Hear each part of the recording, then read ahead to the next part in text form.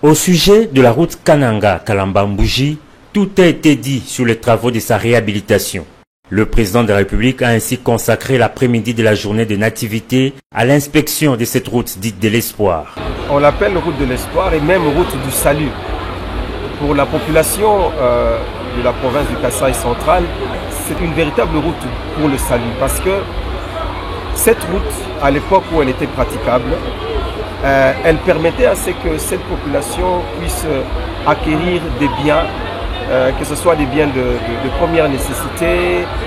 L'essentiel du coût de la vie était assez bas. Le chef de l'État, Félix-Antoine Tshisekedi Tshilombo, a parcouru 25 km sur la route nationale numéro 1 jusqu'au village Matamba, qui constitue en même temps le point de départ de la route Kalamba-Mbouji, puis s'est dirigé vers l'usine de concassage, site de production de graviers et de béton armé.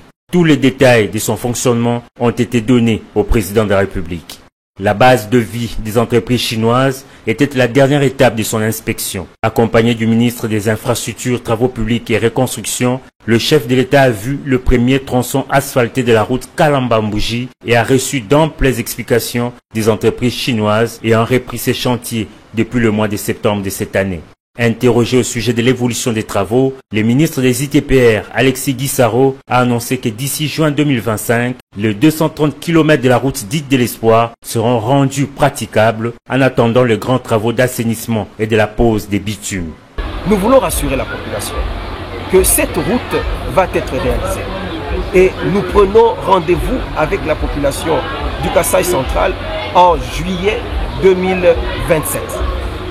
Juillet 2027, ça veut dire à peu près dans 2 ans et demi, ces travaux seront totalement achevés, c'est-à-dire que la route sera bitumée.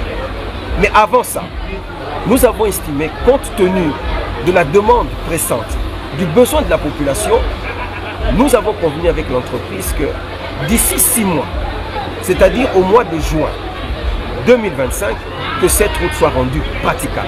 Pour rappel, lors de son arrivée à Kananga mardi, le président de la République s'adressant à ses concitoyens s'était engagé d'achever la construction de cette route avant la fin de son mandat.